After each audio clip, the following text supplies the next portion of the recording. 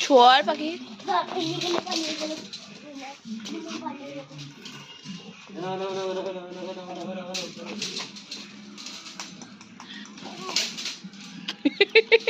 ব্যাটই হতে বড় হয়ে গেছে।